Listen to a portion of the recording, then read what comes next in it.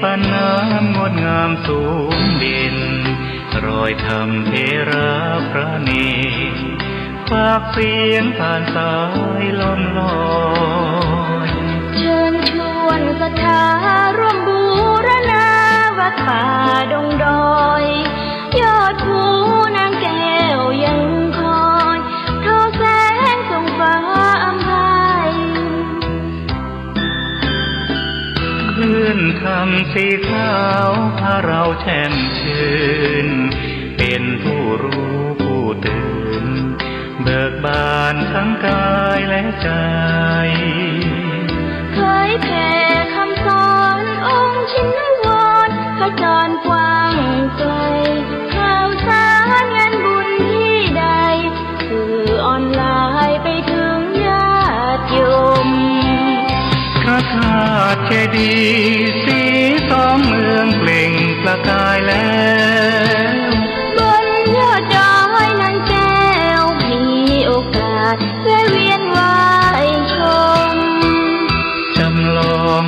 จากดอยสุเทพดอยทุ่งคู่ธาตุบรมพลังแรงใจญาติโยมร่วมสร้างสมทันบารมีสีขาวคลื่นธรรมนำพาความสุขพระเนรชี้ทางคลายทุกข์เกิดปิติสุขให้ทุกทินทีเปิดฟังธรรมะพระจัดรายการหลายคลื่นความร่วมสร้างมหาทานบารมีพระธาตุเจดีย์สีสองเมือง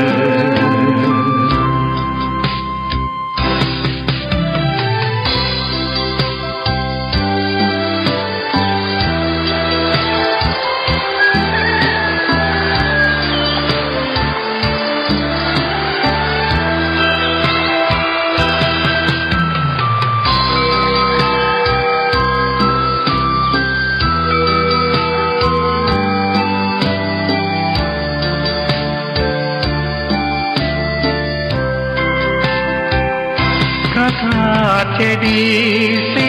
สองเมืองเปล่งประกายแล้วบนยอดดอยนางแก้วมีโอกาสแวะเวียนไหว้ชมจำลองจากดอยสุเทพดอยทุ่งคู่ธาตุบรมพลังแรงใจญาติโยมร่วมสร้างสมทันบารมีสีขาวคลื่นธรรมนำพาความสุขพระเนรชี้ทางคลายทุกข์เกิดปิติสุขไปทุกทินทีเปิดฟังธรรมะพระจัดรายการหลายคลื่นความร่วมสร้างมหาทานบารมีพระธาตุเจดีย์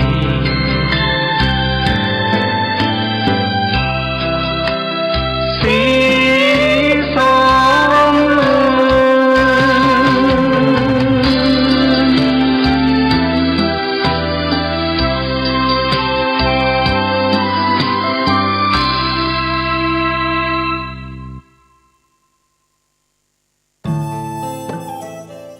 ท่านกำลังติดตามรับฟังสถานีวิทยุกระจายเสียงพระพุทธศาสนาแห่งชาติและสังคมคลื่นเพื่อการศึกษาพระพุทธศาสนาและวัฒนธรรมระบบ FM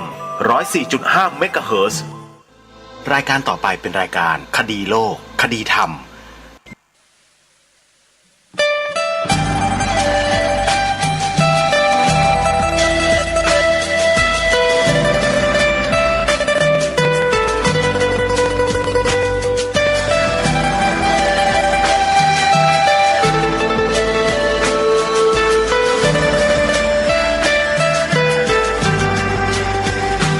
กล้าคิดก็ต้องกล้าทำอย่ากลัวถ้าทำความดีเป็นศึกษาปัญหาให้ทันท่วงทีเมืองไทยจะพัฒนากว่านี้ รายการดีๆคดีโลกคดีธรรมขอรำพันบรรยายความคิดเครื่องหมายแห่งสีทั้งสามงามถนัดขาวคือบริสุทธิ์สีสวัสดิ์หมายพระไตรรัตน์และธรรมะคุ้มจิตไทยแดงคือโลหิตเราใสซึ่งยอมสละได้เพื่อรักษาชาติศาสนาน้ำเงินคือสีโสภาอันจอมกระชากถ้าโปรดเป็นของส่วนองค์จับริ้วเข้าเป็นไตรรงค์ยิ่งเป็นสีธงที่รักแห่งเราชาวไทยทหารอวตารนำไปยงยุทธวิชัยวิชิตก็ชูเกียรติสยามประเทศไทยที่เจริญมั่นคงมาได้จนถึงทุกวันนี้มิได้เกิดขึ้นจากความหวาดกลัวอย่างคลาดเขลาแต่บรรพบุรุษไทยของเราทุกยุคทุกสมัยล้วนแต่มีความกล้าหาญและชาญฉลาดปกป้องเอกราชสร้างชาติให้เกิดความมั่นคงโดยมีธงแห่งพระไตรรัตน์เป็นเครื่องนำชัยจึงเป็นที่มาที่ไปของรายการคดีโลกคดีธรรมกล้าคิดก็ต้องกล้าทำอย่ากลัวถ้าทำความดีเร่งศึกษาปัญหาให้ทันท่วงทีเมืองไทยจะพัฒนากว่านี้รายการดีๆคดีโลกคดีธรรมรายการดีๆคดีโลกคดีธรรม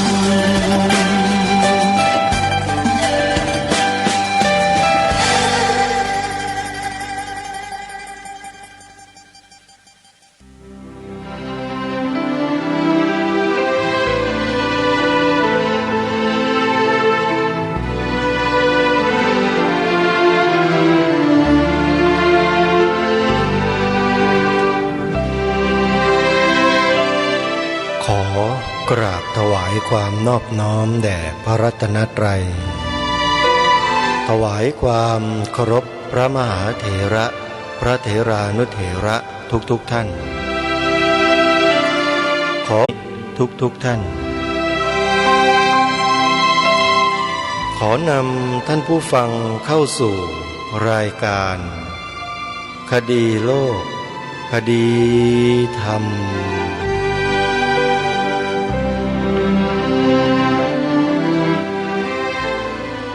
พบกันวันนี้วันขึ้น4 ค่ำเดือน5วันนี้ตรงกับวันอังคารที่5 เมษายนพระพุทธศักราช2565รายการคดีโลกคดีธรรมมาพบกับท่านผู้ฟังเป็นปกติทุกวันจันทร์ถึงวันศุกร์และวันเสาร์อาทิตย์ทางสถานีวิทยุแห่งนี้ท่านผู้ฟังสามารถดาวน์โหลดแอปพลิเคชันวิทยุ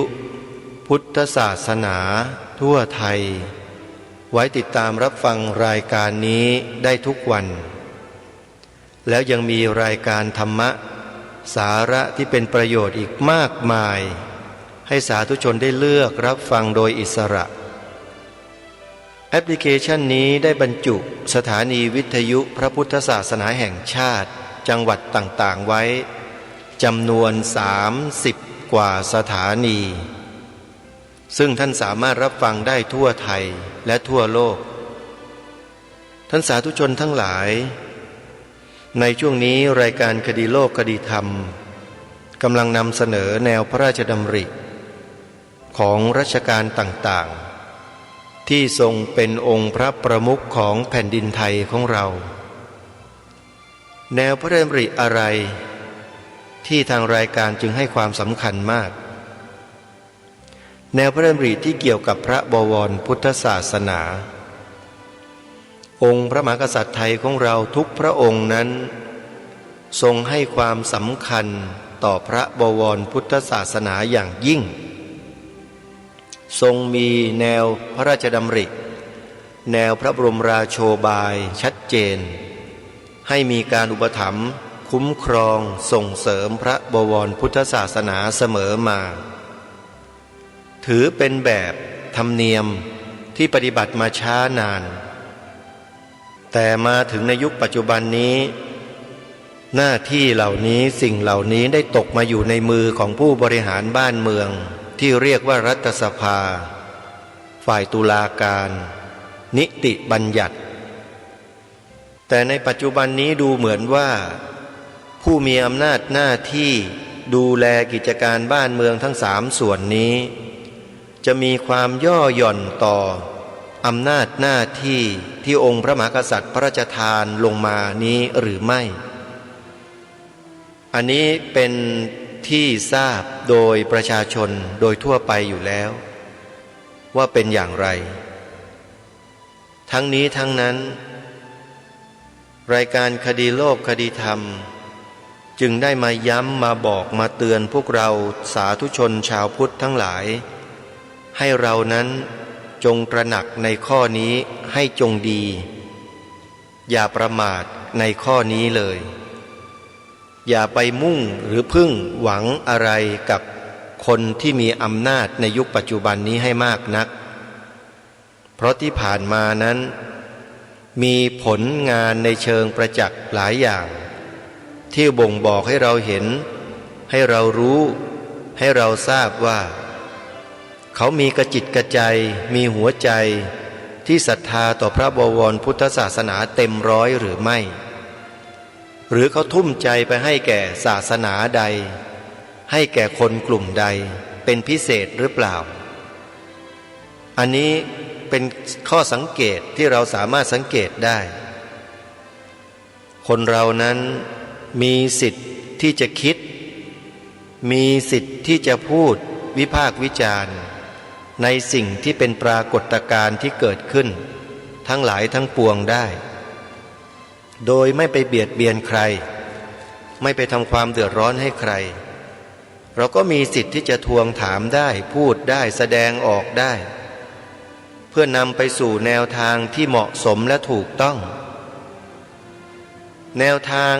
ที่เหมาะสมและถูกต้องต่อพระบวรพุทธศาสนาในประเทศนี้คืออะไรหลายคนอาจจะถามอาตมาก็ตอบเลยว่าที่ถูกต้องที่สุดคือต้องบัญญัติรับรองให้ศาสนาพุทธเป็นศาสนาประจำชาติไว้ในกฎหมายรัฐธรรมนูญให้ได้นั่นแหละจึงเรียกว่าถูกต้องแต่ถ้ายังไม่บัญญัตินั่นหมายความว่ายังไม่ถูกต้องเมื่อยังไม่ถูกต้องก็ต้องเกิดการกระทำให้ถูกต้องให้ได้เพราะฉะนั้นการรณรงค์การเรียกร้องให้มีการบัญญัติรับรองศาสนาพุทธเป็นศาสนาประจำชาติบันทึกจารึกไว้เป็นลายลักษณ์อักษรในรัฐธรรมนูญนั้นจึงเป็นสิ่งที่สมควรกระทำอย่างยิ่งไม่มีเหตุผลใดๆที่จะมาต่อต้านหรือคัดค้านโดยประการทั้งปวงเลยถ้าใครมาต่อต้านใครมาคัดค้านนั่นหมายความว่าคนคนนั้นต้องการที่จะตกเป็นทาสของต่างลัทธินิกายศาสนาคุณก็เป็นไปเด็กเป็นทาสไปคนเดียวไปแต่ประเทศนี้ไม่ยอมเป็นเมื่อประเทศนี้ไม่ยอมเป็นประเทศนี้ก็ต้องเขียนไว้ในรัฐธรรมนูญให้ชัดว่าประเทศนี้มีศาสนาอะไรเป็นศาสนาประจำชาติจริงไหมท่านผู้ฟังไม่เขียนไว้แล้วมันจะเป็นที่ยอมรับได้ยังไงแล้วมันจะสยบไอ้พวกโลภล่วงเกินไปได้ยังไงมันสยบไม่ได้เดี๋ยวมันก็ไปยกเลิกไอ้นั่นเดี๋ยวมันไปยกเลิกไอ้นี่เดี๋ยวประกาศยกเลิกไอ้กับนั้นไอ้นี่ต่างๆของศาสนาพุทธเราอ่ะมันเห็นกันอยู่เยอะแยะมากมายไปเนี่ยมันเป็นอย่างนี้เพราะนั้นมีวิธีเดียวฮะต้องบัญญัติเอาไว้ให้ได้อย่าไปฟังไอ้คำพูดวาทกรรมของคนบางคนเนี่ย แหมเป็นใหญ่เป็นโตมีชื่อเสียงมีอำนาจหน่อยเนี่ยโหกาจังเลยนะออกมากลางจังเลยพูดเนี่ยเหมือนว่าตัวเองเป็นตัวแทนคนทั้งประเทศงั้นน่ะด้านซะไม่มีอ่ะขออภัยนะพูดตรงๆเนี่ยสิ่งที่อัญเชิญมาทั้งหลายทั้งปวงเนี่ยเคยแหกตาดูกันบ้างไหมอ่ะพวกคนที่ต่อต้านคัดค้านน่ะเคยดูกันบ้างไหมว่าคืออะไรและให้ความสำคัญไหมหรือว่าดูแล้วก็เฉยๆแปลว่าไม่มีความจงรักภักดีไอ้พวกเนี้ยมันต่อต้านอยู่ตลอดเวลาปากมันอย่างหนึ่งใจมันอย่างหนึ่งไอ้พวกนี้หน้าไหว้หลังหลอกไม่จงรักภักดีจริงถ้าจงรักภักดีจริงต้องทำตามพระราชปณิธานขององค์พระมหากษัตริย์บัญญัติไว้ที่จารึกเป็นลายลักษณ์อักษรไว้ที่กลัวอะไรกันนักหนาล่ะแปลว่าสิ่งที่พวกคุณกลัวเนี่ยก็แปลว่าเป็นสิ่งที่มีความสำคัญมากเลยสิถ้าไม่สำคัญพวกคุณไม่กลัวไม่ต่อต้านไม่คัดค้านกันหรอกและเป็นสิ่งที่มีเหตุมีผลมีความจำเป็นด้วยเพราะฉะนั้นท่านผู้ฟังอย่าไปฟังวาทกรรมของใครที่พูดให้ท่านเกิดความเหลาะแหละโลเลแล้วก็หลีกเลี่ยงไปในที่สุดไม่ยอมเข้ามาร่วมแนวทางที่ถูกต้องด้วยกันตรงนี้ท่านอย่าไปหลงเชื่อง่ายๆนะสิ่งที่อาตมาภาพอัญเชิญมาทั้งหมดนี่คือแนวพระดำริขององค์พระมหากษัตริย์ของเราทั้งนั้นเลยส่วนในคนที่มันมาสร้างวาทกรรมพูดต่อต้านคัดค้านไม่ให้ศาสนาพุทธเป็นศาสนาประจำชาติพวกนี้มันเป็นใครอ่ะมันเป็นใครมาจากไหนอ่ะถามหน่อยจะไปเชื่อมันนักหนาน่ะแล้วทำไมองค์พระมหากษัตริย์ของเราเองทำไมเราไม่มีความเชื่อมั่นในพระองค์ท่านล่ะนั่นแปลว่าเรานี่ไม่มีความจงรักภักดีกันเลยดิหน้าไหว้หลังหลอกเหมือนกับคนพวกนั้นสิใช่ไหมจริงไม่จริงอันนี้คือสำนึกนะที่พูดเนี่ยคือสำนึกแท้ๆเลยพูดด้วยความสำนึกด้วยความห่วงใยเป็นห่วงประเทศนี้บ้านนี้เมืองนี้เป็นห่วงสถาบันสูงสุดของชาติที่จะล่มสลายไปโดยไม่รู้ตัวกันเลยแหละถ้าเราทำนิ่งๆเฉยๆกันอยู่นะวิธีการที่บอกแต่เริ่มต้นนะคือ3ข้อแรกที่เราต้องทำก่อนตั้งใจให้เต็มที่เลยขยายออกไปให้ผู้อื่นได้ทำตามโดยเฉพาะลูกหลานเยาวชนของเราเนี่ยให้เขายอมรับข้อนี้ให้ได้พระพุทธศาสนาเป็นศาสนาประจำชาติไทยของเราแล้วก็ท่องจำความหมายพระราชทานธงไตรรงค์ให้ได้ถ้าท่องได้ไม่หมดขอสีขาวสีเดียวก่อนก็ได้ขาวคือบริสุทธิ์สีสวัสดิ์หมายพระไตรรัตน์และธรรมะคุ้มจิตไทยแค่นี้แหละแต่ถ้ายังจำไม่ได้ขออย่างเดียวได้ไหมสีขาวในธงชาติหมายถึงพระพุทธศาสนาเท่านั้นอันนี้คือข้อที่2นะสรุปย่อมาสุดแล้วนะถ้ายังจำไม่ได้ยังพูดไม่ได้กล่าวไม่ได้นี่ก็จบแล้วหมดสภาพของความเป็นคนไทยแล้วสีขาวหมายถึงพระพุทธศาสนาเท่านั้นอันนี้กำหนดจำบอกลูกสอนหลานให้ทั่วถึงให้หมดปลูกฝังเขาลงไปเลยไม่ต้องสนใจปากใครทั้งนั้นแหละในประเทศนี้นี่เชื่อองค์พระมหากษัตริย์ของเรานี่ทรงประกาศเปล่ามาทุกยุคทุกสมัยทุกรัชสมัยนี่เห็นไหมทรงยกพระพุทธศาสนาทรงให้ความสำคัญกับพระบวรพุทธศาสนาขนาดไหนเพียงใดนี่เอาใจมาใส่ตรงนี้ไม่ใช่ไปฟังแต่ไอ้พวกสร้างวาทกรรมไปวันๆหนึ่งหากินหาเศษหาเลยกับพวกต่างลัทธินิกายศาสนาไปวันๆหนึ่งพวกนั้นไม่ใช่นะฝากพวกเราไว้ด้วยคนไทยที่นับถือศาสนาพุทธทุกคนต้องช่วยกันนำสิ่งเหล่านี้กลับมาให้ได้เนี่ยพวกเราเองไม่รู้ตัวกันเลยว่าถูกลบล้างสมองกันเนี่ยเกี่ยวกับเรื่องพวกนี้ทุกวันนี้ข้าราชการไทยในประเทศไทยเนี่ยขอพูดเลยนะฮะพวกคุณน่ะไม่กล้าพูดคำนี้แล้วสีขาวในธงชาติไทยหมายถึงพระพุทธศาสนาเท่านั้นข้าราชการไทยไม่กล้าพูดกันคำนี้เชื่อไหม ไม่เชื่อใครมีญาติพี่น้องลูกหลานที่เป็นข้าราชการลองถามดูดิถามเลยกลับมาเนี่ยคุณถามก็ดูดิข้าราชการเขามีสอนเขาบอกกันไหมมีไหมข้าราชการเขามีกันไหมสอนบอกไหมว่าสีขาวในธงชาติหมายถึงพระพุทธศาสนาเท่านั้นมีไหมกล้าถามไหมล่ะถ้ากล้าถามคุณก็ได้คำตอบอาตมาภาพขอบอกเลยว่าไม่มีใครพูดแบบนี้หรอกข้าราชการเพราะว่าถูกสะกดไว้หมดใครล่ะสะกดอยากรู้ไหมใครสะกดไปดูคลิปของอปพสสิออ่างปปลาพพานสเสือ4ตัวไปดูแล้วท่านก็จะทราบเองนั่นแหละคนที่เกี่ยวข้องกับกลุ่มพวกนั้นแหละไปดูเหอะ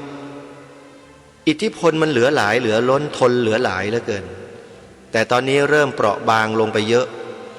ถูกกระเทาะเกราะแตกไปเพียบเลยตอนนี้อปปสเขาจัดการนะ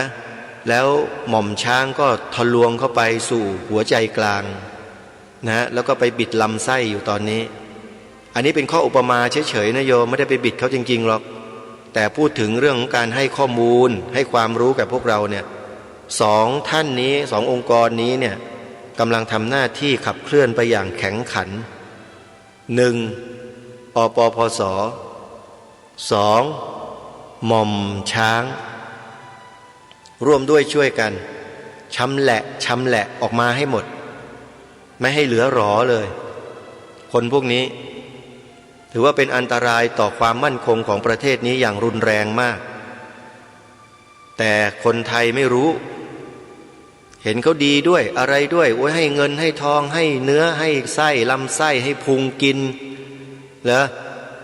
เนี่ยเหรอแค่นั้นน่ะเหรอความดีแล้วก็ไปเชื่อถือเขาไปเลือกเขาเข้าสภาไงพระโธ่คนเราเนาะเนี่ยปัญญามันมีแค่นั้นจริงๆมีอยู่แค่กินขี้ปี้นอนอยู่แค่นั้นเองเหรอขอไปนะไม่ได้ด่าไม่ได้ว่าหรอกถามว่ามีแค่นั้นจริงๆเหรอขนาดอาตมาภาพเองบอกอยู่พูดอยู่เนี่ยว่าไม่ใช่นะคนพวกนั้นน่ะเขามาหลอกนะระวังเป็นเหยื่อเขาโดยไม่รู้ตัวนะเขาหยิบยื่นนู่นนี่ให้มาเนี่ยนั่นแหละเขามีข้อแลกเปลี่ยนเพื่อจะเข้าไปนั่งในอำนาจแล้วก็ใช้อำนาจนั้นแหละมาเปลี่ยนแปลงประเทศนี้ ไม่รู้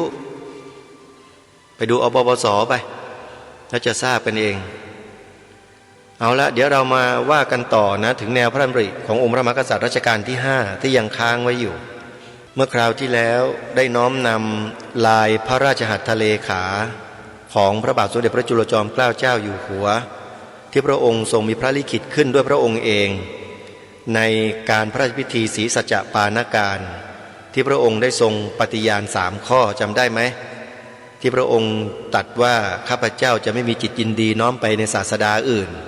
นอกจากสมเด็จพระสัมมาสัมพุทธเจ้าและพระธรรมอันพระองค์ได้ตรัสรู้ดีแล้วกับทั้งพระสงฆ์หมู่ใหญ่อันได้ประพฤติตามคำสั่งสอนของพระสัมมาสัมพุทธเจ้าพระองค์นั้นเลยเป็นอันขาดจนตราบกว่าสิ้นชีวิตทรงปฏิญาณไว้อย่างนี้เลย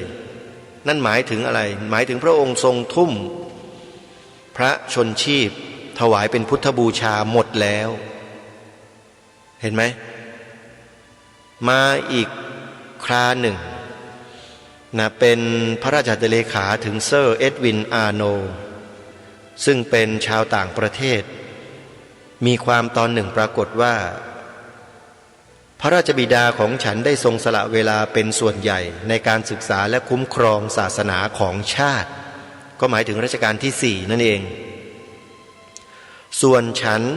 ได้ขึ้นครองราชย์ในขณะอายุยังน้อยจึงไม่มีเวลาที่จะเป็นนักศึกษาอย่างพ่อฉันเองมีความสนใจในการศึกษาหนังสือหลักธรรมต่างๆสนใจที่จะคุ้มครองศาสนาของเราก็คือศาสนาพุทธนั่นแหละและต้องการที่จะให้มหาชนทั่วไปมีความเข้าใจถูกต้องดูเหมือนว่าถ้าชาวยุโรปเชื่อในคำสอนของคณะมิชชันนารีว่าศาสนาของเราโง่งมงายและชั่วทรามคนทั้งหลายก็จะต้องถือว่าพวกเราเป็นคนโง่งมงายและชั่วทรามไปด้วยฉันจึงรู้สึกขอบคุณบรรดาบุคคลเช่นท่านเป็นตัวอย่างที่สอนชาวยุโรปให้ความคารวะแก่ศาสนาของเรา คือท่านเซอร์เอ็ดวินอาร์โนเนี่ยแกเป็นนักโบราณคดีที่ไปอยู่ที่ประเทศอินเดียมานานแล้วแกก็ไปสืบค้นโบราณสถานไปพบคัมภีร์ไปพบอะไรหลักฐานทางประวัติศาสตร์เกี่ยวกับศาสนาพุทธไปเยอะมากจนแกต้องหันมานับถือศาสนาพุทธเซอร์เอ็ดวินอาร์โนเนี่ยและในยุคนั้นเป็นยุคที่ชาวยุโรปฝรั่งนี่ดูถูกคนไทยเรามากดูถูกชาวเอเชียเรามากเหยียดหยามเหยียดสีผิวแบบสุดๆองค์พระบาทสมเด็จพระจุลจอมเกล้าเจ้าอยู่หัวรัชกาลที่ 5เสด็จประพาสยุโรปก็ทรงได้รับผลกระทบในตรงนี้เหมือนกันเพราะนั้นทรงมีพระลิขิตถึงเซอร์เอ็ดวินอาร์โนเนี่ยเพื่อจะขอบคุณเขาที่เขานั้นช่วยอธิบายให้ความรู้แก่ชาวยุโรปให้เห็นคุณค่าเห็นศาสนาพุทธว่าเป็นศาสนาที่ดีอย่างไรและนี่ก็เป็นหลักฐานหนึ่งที่เป็นเครื่องยืนยันถึงพระราชศรัทธาของพระบาทสมเด็จพระจุลจอมเกล้าเจ้าอยู่หัวรัชกาลที่ 5ว่าทรงมีพระศรัทธาในพระพุทธศาสนาเพียงใดและเมื่อครั้งต่อมาปีพระพุทธศักราช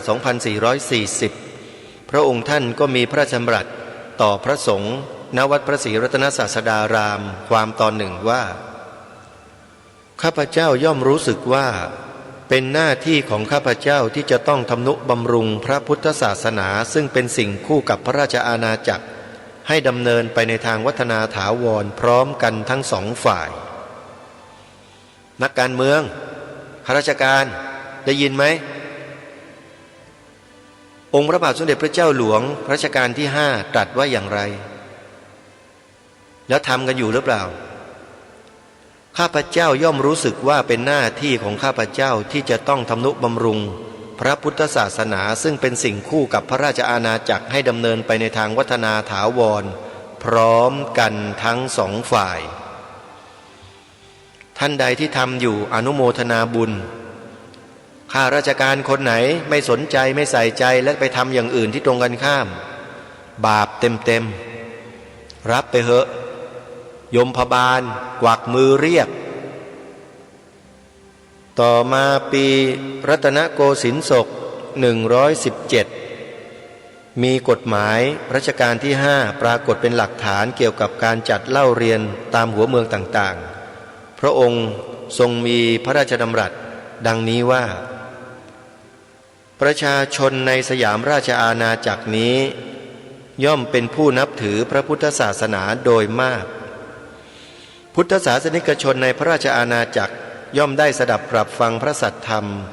ซึ่งสมเด็จพระบรมศาสดาสัมมาสัมพุทธเจ้าบัญญัติสอนไว้เป็นวิถีทางสัมมาปฏิบัติจากพระภิกษุสงฆ์ซึ่งมีอยู่ในสังฆารามทั่วพระราชอาณาจักรและได้ฝากบุตรหลานเป็นศิษย์เพื่อร่ำเรียนพระบรมพุทโธวาทและวิชาซึ่งจะให้บังเกิดประโยชน์กล่าวคือวิชาหนังสือเป็นต้นในสำนักพระภิกษุสงฆ์เป็นประเพณีสืบมาแต่โบราณกาลจนบัดนี้นับว่าพระสงฆ์พระภิกษุสงฆ์ทั้งหลายได้กระทำประโยชน์แก่พุทธจักรและพระราชอาณาจักรทั้งสองฝ่ายเป็นอันมากเมื่อพระบาทสมเด็จพระเจ้าอยู่หัวทรงพระราชปรารภถึงการที่จะทำนุบำรุงประชาชนทั้งหลายตั้งอยู่ในสัมมาปฏิบัติและให้เอื้อในการที่จะศึกษาวิชาอันเป็นประโยชน์เพื่อจะให้เกิดความเจริญยิ่งขึ้นโดยลำดับจึงทรงพระราชดำริเห็นว่าไม่มีทางอย่างอื่นจะประเสริฐยิ่งกว่าจะเกื้อกูลพระภิกษุสงฆ์ทั้งหลายโดยพระราชทานพระบรมราชูปถัมภ์ให้มีกำลังสั่งสอนธรรมปฏิบัติและวิชาความรู้แก่พุทธศาสนิกชนบริบูรณ์ยิ่งขึ้นกว่าแต่ก่อนเห็นแนวพระราชดำริพระบรมราโชบายของเจ้าผู้ครองแผ่นดินไหมนักการเมืองเห็นไหมมีอำนาจแล้วทำอะไรกันน่ะส่งเสริมตามรอยเบื้องพระยุคลบาทของพระองค์ท่านไหมไหนว่าจงรักภักดีกันนักหนาพวกเราเนี่ยเราก็จะดูกันต่อไปนะโยมนะว่าผู้มีอำนาจในบ้านเมืองนี้จะกระทำต่อพระบวรพุทธศาสนาอย่างไรโดยเฉพาะต่อพระสงฆ์เราเดี๋ยวเราจะดูแล้วเราก็จะเก็บข้อมูลไว้ให้หมดหมอปลาอะไรเนี่ยโดนทั้งนั้นแหละนะเดี๋ยวเราจะเก็บไว้หมดแหละเก็บข้อมูลไม่ได้โดนอะไรเราโดนเก็บข้อมูลเก็บไว้นะไม่ได้เก็บไว้ทำไมเราเก็บไว้ดูในอนาคตทีนี้ความต่อมาซึ่งกระทรวงสาธารณสุขได้นำมาพิมพ์เผยแพร่ในนามของครุสภา เป็นแนวพระดำริของพระองค์ท่านตรัสไว้ความตอนหนึ่งว่าการสอนศาสนาในโรงเรียนทั้งในกรุงและหัวเมืองจะต้องให้มีขึ้นให้มีความวิตกไปว่าเด็กชั้นหลังจะห่างเหินจากการศาสนาจนเลยเป็นคนไม่มีธรรมะในใจมากขึ้นเมื่อเป็นเช่นนั้นจะถือว่าเหมือนอย่างทุกวันนี้คนที่ไม่รู้อะไรก็มีมากต่อไปภายหน้าถ้าเป็นคนที่ได้เล่าเรียนคงจะประพฤติตัวดีกว่าคนที่ไม่ได้เล่าเรียนนั้นหาถูกไม่คนที่ไม่มีธรรมะเป็นเครื่องดำเนินตามคงจะหันไปทางทุจริตโดยมากถ้ารู้น้อยก็โกงไม่ค่อยคล่องหรือโกงไม่สนิทถ้ารู้มากก็โกงคล่องมากขึ้นและโกงพิสดารมากขึ้นการที่หัดให้รู้อ่านอักขรวิธีไม่เป็นเครื่องฝึกหัดให้คนดีและคนชั่วเป็นแต่ได้วิธีสำหรับจะเรียนความดีความชั่วได้คล่องขึ้นจึงเห็นว่าถ้ามีหนังสืออ่านสำหรับโรงเรียนที่บังคับให้โรงเรียนสั่งสอนกันแต่ให้เป็นอย่างใหม่ๆที่คนจะเข้าใจง่ายๆจะเป็นคุณประโยชน์อย่างมากเห็นน้ำพระราชฤทัยของล้นเกล้ารัชกาลที่5หรือยังท่านผู้ฟังทรงห่วงใยพวกเราเนี่ยพวกเราเนี่ยแหละที่หายใจอยู่ฟังรายการอยู่เนี่ยห่วงใยว่าจะตกล่วงไปจากคุณงามความดีทรงประกาศเลยให้กระทรวงสาธารณสุขเนี่ยบรรจุหลักสูตรวิชาศีลธรรมวิชาหน้าที่พลเมืองซึ่งในรัชสมัยของพระองค์ท่านไม่ได้ใช้ชื่อนี้หรอกใช้ชื่อว่าวิชาเบญจศีลเบญจธรรมลงไปเป็นหลักสูตรพระบังคับของชาติแล้วพอมาอยู่ในยุคการเปลี่ยนแปลง 2521-21 รัฐมนตรีกระทรวงศึกษาธิการคนหนึ่งนับถือต่างศาสนาพอมาดำรงตำแหน่งออกนโยบายเปลี่ยนแปลงหลักสูตรการศึกษาเฉยเลย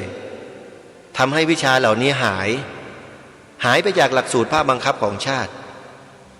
ตั้งแต่บัดนั้นเป็นต้นมาดูลูกหลานเยาวชนคนไทยเราดิแต่ละคนมันรู้จักพ่อแม่พี่ป้าน้าอามันไหมมันยกมือไหว้กันไหมมันทำความเคารพไหมเชื่อฟังกันไหมนี่ไงผลที่เขากระทำต่อประเทศนี้ด้วยวิธีการแบบนี้แหละเนี่ยกระบวนการแบบนี้แหละนางทางการเมืองนี่แหละนะเพราะฉะนั้นทางรายการย้ำมาโดยตลอดว่าถ้าพวกเราไม่ร่วมด้วยไม่ช่วยกันรื้อฟื้นจารีตวัฒนธรรมประเพณีดีงามของเรากลับมาด้วยตัวของเราเองนะเราอย่าไปพึ่งหวังพวกนั้นตอนนี้อย่าไปหวังไงให้เริ่มที่ตัวเราก่อนกลับมาเลยดึงกลับมาเอาสิ่งนี้กลับมาให้ได้ปลูกจิตสำนึกใน3ข้อแรกที่ให้ทำนี่ให้ได้ก่อนดูซิว่าเราจะมีสำนึกหรือเปล่าพระพุทธศาสนาเป็นศาสนาประจำชาติไทยของเราพูดได้หรือยังพูดบ่อยไหมย้ำไหมแล้วสอนถ่ายทอดให้ลูกหลานเยาวชนของเราเองได้พูดต่อหรือยังเนี่ยทำยังนี่คือบททดสอบตัวเราเอง2ความหมายธงชาติพระราชทานขอร่ำรำพันบรรยายความคิดเครื่องหมายแห่งสีทั้ง3งามถนัดขาวคือบริสุทธิ์สีสวัสดิ์หมายพระไตรรัตน์และธรรมะคุ้มจิตไทยแดงคือหลุยส์เซลไซส์ซึ่งยอมสละได้เพื่อรักษาชาติศาสนาเป็นต้นท่องกันได้หรือยังข้อที่3ขึ้นทะเบียนเขียนใบสมัครปริญญาตนเป็นพุทธมามกะตลอดชีวิตตามรอยเบื้องพระยุคลบาททำได้หรือยังตัวที่เป็นตัวบ่งบอกถึงความตั้งใจเราทั้งนั้นว่ามีความมุ่งมั่นไหมถ้ามุ่งมั่นทำได้ทุกคนถ้าไม่มุ่งมั่นทำไม่ได้บอกได้เลยว่าทำไม่ได้แล้วก็ถ้าทำไม่ได้แล้วก็อย่ามาต่อว่าชาวพุทธด้วยกันนะว่าไม่ทำหน้าที่และไม่ช่วยกันปกป้องแล้วตัวเองก็เดือดร้อนมันต้องด่าตัวเองนั่นแหละที่ไม่ช่วยกันทำตั้งแต่วันนี้เป็นต้นไปไม่ช่วยกันไงอนาคตมาโอดครวญกันทีหลังไม่ได้นะมันไม่มีเวลาให้ทำนะถึงนั่นนะอันนั้นตอนต้องเรารณรงค์และช่วยกันทำตรงนี้ณเวลานี้เลยนี่ก็เป็นแนวพระดำริของล้นเกล้ารัชกาลที่5ทีนี้มาดูรัชกาลที่6โยมเป็นอะไรที่ทรงหนักแน่นยิ่งไปเสียกว่ารัชกาลที่ผ่านมาเสียอีก การทำรงรักษาไว้ปกป้องพระพุทธศาสนาในรัชกาลที่6เนี่ยถือว่าเป็นอันดับหนึ่งนะโยมนะอาตมาภาพนี่กล้าพูดเลยเพราะว่าได้ศึกษาบทพระราชพลเทศนาเสือป่าของพระองค์ท่านแล้วเนี่ยทราบซึ้งในน้ำพระทัยของพระองค์ท่านเป็นอย่างยิ่งพระองค์ทรงศรัทธาทรงมีพระราชศรัทธาในพระบวรพุทธศาสนาอย่างยิ่งยวดมากๆถึงกับประกาศพระองค์ทรงสละพระชนชีพเพื่อจะรักษาศาสนาของชาติไว้ด้วยพระชนชีพคิดดูในบทพระเทศนาเสือป่านี่แหละทีนี้มีผู้ถอดความมาเดี๋ยวจะอ่านให้กับพวกเราได้ฟังนะโยมนะว่าพระองค์ท่านตรัสไว้อย่างไรพระพุทธศาสนาเป็นศาสนาสำหรับชาติเราจำเป็นต้องถือด้วยความกตัญญูต่อบิดามารดาและต้นโคตรวงของเราจำเป็นต้องถือไม่มีปัญหาอะไรเมื่อข้าพเจ้ารู้สึกได้แน่นอนจึงได้กล้าลุกขึ้นยืนแสดงเทศนาทางพระพุทธศาสนาแก่ท่านทั้งหลายโดยหวังแน่ว่าบรรดาท่านทั้งปวงซึ่งเป็นคนไทยเมื่อรู้สึกแน่วแน่แล้วว่าศาสนาในสมัยนี้เป็นของที่แยกจากชาติไม่ได้พุทธศาสนาเป็นของไทยเรามาชวนกันนับถือพระพุทธศาสนาเถิดผู้ที่แปลงศาสนาคนเขาดูถูกยิ่งเสียกว่าผู้ที่แปลงชาติเพราะเขาย่อมเห็นว่าสิ่งที่นับถือเลื่อมใสกันมาตลอดครั้งปู่ย่าตายายตั้งแต่เด็กมาแล้วเป็นของสำคัญอันหนึ่ง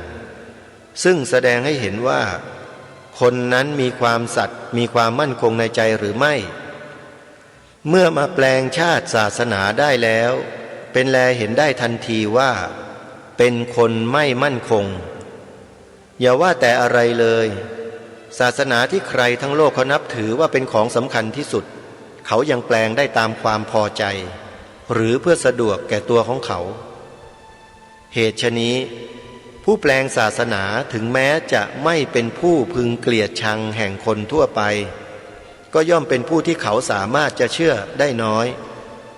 เพราะเหตุฉะนั้นเป็นความจำเป็นที่เราทั้งหลายผู้เป็นไทย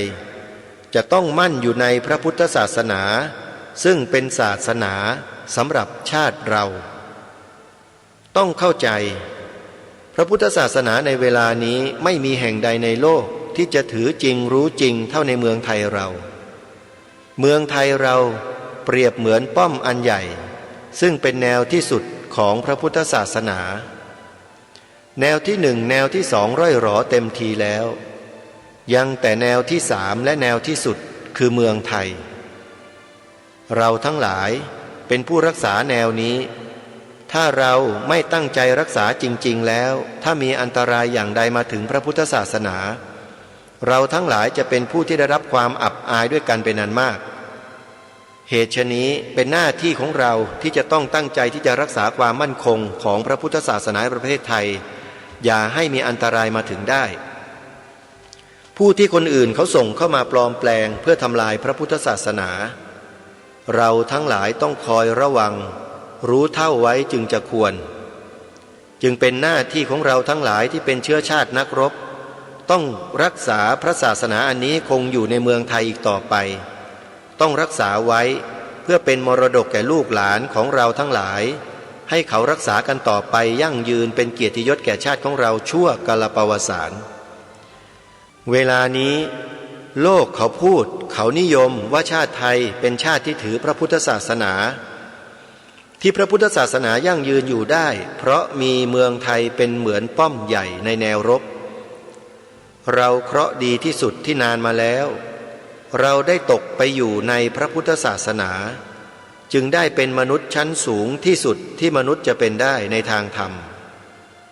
เหตุฉะนี้ขอท่านทั้งหลายที่นั่งฟังอยู่ผู้ตะเกียกตะกายอยากเป็นฝรั่งอย่าทำเหมือนฝรั่งในทางธรรมเลยถ้าจะเอาอย่างฝรั่งก็จงเอาอย่างในทางที่ฝรั่งเขาทำดีคือในทางวิชาการบางอย่างซึ่งเขาทำดีเราควรเอาอย่างแต่การรักษาศีลรักษาธรรมเรามีตัวอย่างดีกว่าฝรั่งเป็นอันมากถือพระพุทธเจ้าเป็นตัวอย่างของเราแล้วเรามีตัวอย่างหาที่เปรียบเสมอเหมือนมิได้ พระพุทธศาสนาก็ดีหรือศาสนาใดก็ดีที่ตั้งมั่นอยู่ได้ก็ด้วยความมั่นคงของผู้เลื่อมใสตั้งใจที่จะรักษาและข้าพเจ้าพูดทั้งนี้ก็เพื่อชักชวนท่านทั้งหลายอย่างเป็นเพื่อนไทยและเพื่อนพุทธศาสนิกชนด้วยกันทั้งนั้น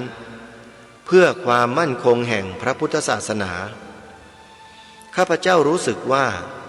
ได้ทำหน้าที่สมควรแก่อุปถัมภ์พระพุทธศาสนาเราตั้งใจจะรักษาศาสนาของเราด้วยชีวิตข้าพเจ้าและท่านตั้งใจอยู่ในข้อนี้และถ้าท่านตั้งใจจะช่วยข้าพเจ้าในกิจอันใหญ่นี้แล้วก็จะเป็นที่พอใจข้าพเจ้าเป็นอันมากเมืองเราเกือบจะเป็นเมืองเดียวแล้วในโลกได้มีบุคคลถือพระพุทธศาสนามากและเป็นเหล่าเดียวกันเพราะฉะนั้นเป็นหน้าที่ของเราทั้งหลายที่จะช่วยกันบำรุงรักษาพระพุทธศาสนาอย่าให้เสื่อมสูญไปการที่จะบำรุงพระพุทธศาสนาเราต้องรู้สึกก่อนว่าหลักของพระพุทธศาสนาคืออะไรเราทั้งหลายที่ยังไม่แน่ตั้งแต่วันนี้จะได้พร้อมกันตั้งใจว่าในส่วนตัวเราเองจะริษยากันก็ตามจะเป็นอย่างไรก็ตามจะทำการเช่นนี้ก็ต่อเมื่อเวลาว่างไม่มีภัยเมื่อมีเหตุสำคัญจำเป็นที่เราจะต้องต่อสู้ชาติอื่นแล้วแม้การส่วนตัวของเราอย่างไรจะทำให้เสียประโยชน์แก่ชาติเราแล้วสิ่งนั้นเราจะทิ้งเสียเราจะรวมกันไม่ว่าในเวลานี้ชอบกันหรือชังกันเราจะถือว่าเราเป็นไทยด้วยกันหมดเราจะต้องรักษาความเป็นไทยของเราให้ยั่งยืนเราจะต้องรักษาพระพุทธศาสนาให้ถาวรวัฒนาการอย่างที่เป็นมาแล้วหลายชั่วโคตรของเราทั้งหลายนี่คือส่วนหนึ่งของบทพระราชพลเทศนาเสือป่าที่มีผู้ถอดความสำคัญนี้มาเห็นได้ชัดเจนว่าองค์พระบาทสมเด็จพระมงกุฎเกล้าเจ้าอยู่หัวนั้นทรงทุ่มเทพระสติพระกำลังความสามารถเพื่อปกป้องรักษาพระพุทธศาสนาไว้อย่างเต็มที่เต็มพระสติกำลังของพระองค์ท่านแบบไม่มีย่อหย่อนเลยด้วยและพระองค์ก็ทรงเชิญชวนพวกเราคนไทยลูกหลานไทยทั้งหลายทั้งปวงทั้งในอดีตทั้งปัจจุบันนี้แล้วก็อนาคตให้ช่วยกันรักษาความมั่นคงของประเทศชาติบ้านเมืองนั่นก็หมายถึงพระพุทธศาสนานั่นเองเอาไว้จนตราบกว่าเท่าชีวิตเราจะหาไม่เห็นหรือยังท่านผู้ฟังเห็นหรือยังว่าทำไมรายการคดีโลกคดีธรรมจึงต้องมาพูดในลักษณะเช่นนี้ท่านทราบหรือยังนี่แหละคือสิ่งที่ทางรายการได้ศึกษาค้นคว้าได้ปลูกฝังอุดมการณ์แนวคิดจากตรงนี้แหละทำให้รายการคดีโลกคดีธรรมจึงเกิดขึ้นแล้วก็เป็นรายการนี้มาจนถึงวันนี้แล้วก็มาเชิญชวนรณรงค์ให้พวกเราทุกคนเนี่ยอย่ายอมแพ้กิเลสตัวเองอย่ายอมแพ้อะไรนิดๆหน่อยๆไม่พอใจคำพูดคำจาที่อาตมาภาพบางทีพูดออกไปเนี่ยมันไม่ไพเราะไม่สนอหูเนี่ยโยมอย่าไปถือสาตรงนั้นดิเอาเนื้อหาเอาแก่นสารสาระที่สำคัญจริงๆนะแล้วเรามาช่วยกันตรงนี้พอเสร็จกิจทำอะไรสำเร็จหมดโยมจะมาด่าอาตมาต่อก็ไม่ว่าหรอกแต่ตอนนี้หยุดได้ไหมหันมาศึกษามาเรียนรู้มาดูมาฟังในสิ่งที่ทางรายการแนะนำไปเพื่อมาช่วยชาติบ้านเมืองให้เกิดความมั่นคงกลับมาตอนนี้มันจะไม่มั่นคงแล้วแล้วพวกเราถ้าไม่ช่วยกันในทุกภูมิภาคของประเทศแล้วใครจะช่วยนะฮะฝากไว้นะโยมนะนี่ด้วยความปรารถนาดีจริงๆนะเพราะฉะนั้นก่อนจะจบรายการในวันนี้เนี่ยอาตมาภาพขอฝากเตือนสติพวกเราชาวพุทธในประเทศไทยทุกคนด้วยคลิปเสียงของท่านเจ้าคุณพระพรหมบัณฑิตอดีตอธิการบดีมหาวิทยาลัยมหาจุฬาลงกรณราชวิทยาลัยท่านได้บรรยายเอาไว้เมื่อปีพระพุทธศักราช 2553 ที่โรงแรมปรินซ์พาเลสในหัวข้อเรื่องภัยคุกคามพระพุทธศาสนาและแนวทางแก้ไขความตอนหนึ่งในวันนั้นนะข้อความหรือว่าบทบรรยาย ช่วงหนึ่งที่ท่านพูดไว้ชัดมากภัยคุกคามพระพุทธศาสนาที่ทำให้ศาสนาพุทธนั้นแย่ลงเร็วที่สุดมาจากภัยอะไรเดี๋ยวไปติดตามรับฟังกันแล้ววันพรุ่งนี้เดี๋ยวเรามาพบกันใหม่วันนี้เวลาของรายการหมดลงแล้วอาตมาภาพต้องขอสมมุติยุติไว้แต่เพียงเท่านี้พบกันใหม่ในวันพรุ่งนี้ขอความสุขสวัสดีในธรรมแห่งองค์สมเด็จพระบรมศาสดาสัมมาสัมพุทธเจ้าจงปรากฏเกิดมีขึ้นในจิตใจของท่านผู้ฟังทุกท่านทุกคนเทินขอเจริญพรปัจจัยภายนอกที่คุกคามพระพุทธศาสนาเนี่ยดูในประวัติศาสตร์ 2,500 ปีเนี่ยต้องพูดกันตรงๆว่ามันมาจากที่ทำให้พุทธศาสนาของเราเนี่ยนะเร็วลงเรื่อยๆเนี่ยมันมาจากเรื่องการเมืองทำไมจึงพูดอย่างนั้นการเมืองในประเทศที่มันเปลี่ยนแปลงเนี่ยในยุคของเราเนี่ยลดจำนวนพุทธศาสนิกชนลงไปจากที่เราเคยเป็นศาสนาใหญ่เป็นอันดับหนึ่งของโลกเมื่อ100 ปีที่แล้วเนี่ยอันดับ1อันดับ2เดี๋ยวนี้ตกไปอยู่อันดับ4โดยที่เราก็ยังสวดมนต์ภาวนากันอยู่เฉยๆนี่แหละแต่อยู่เราตกไปพรวดพลาดเลยเสียแชมป์ไปเลยเพราะการเปลี่ยนแปลงทางการเมืองเพราะฉะนั้นต้องถือว่าเรื่องของการเมืองเนี่ยเปลี่ยนสภาวะของพระพุทธศาสนาเร็วมากแต่เราไม่ค่อยพูดกันเท่านั้นเองในปัจจุบันเราไม่เรียกการเปลี่ยนอย่างหักด้ามพระด้วยเข่าอย่างนี้อีกแล้วแต่เป็นการเปลี่ยนแบบเรียกว่า secularism แปลว่าคฤหัสถ์นิยมคฤหัสถ์นิยมเป็นแนวคิดที่แยกศาสนาออกจากรัฐแล้วก็ขยายไอเดียนี้ไปทั่วโลกแม้แต่ในสหรัฐอเมริกาก็ถือนโยบายนี้และเราก็จะมาเจอเรื่องนี้เวลาที่จะเอาพุทธศาสนาไปสอนในโรงเรียนวิชาพระพุทธศาสนาถูกลบไปจากหลักสูตรของเด็กหลายครั้งโดยยึดนโยบายแยกศาสนาออกจากรัฐในปี2533ไม่มีหลักสูตรพุทธศาสนาในโรงเรียนเป็นวิชาเลือกจะเรียนก็ได้ไม่เรียนก็ได้เดือดร้อนทางมหาจุฬาและมหามกุฏหลายๆฝ่ายต้องประท้วงจนได้หลักสูตรกลับมาโดยนโยบายนี้เช่นเดียวกันแยกศาสนาออกจากรัฐสอนก็ได้ไม่สอนก็ได้เรียนก็ได้ไม่เรียนก็ได้และตรงนี้แหละเป็นภัยคุกคามถ้าเด็กไม่เรียนพระพุทธศาสนาในโรงเรียนในช่วงใดช่วงหนึ่งของประวัติศาสตร์พุทธศาสนาในประเทศไทย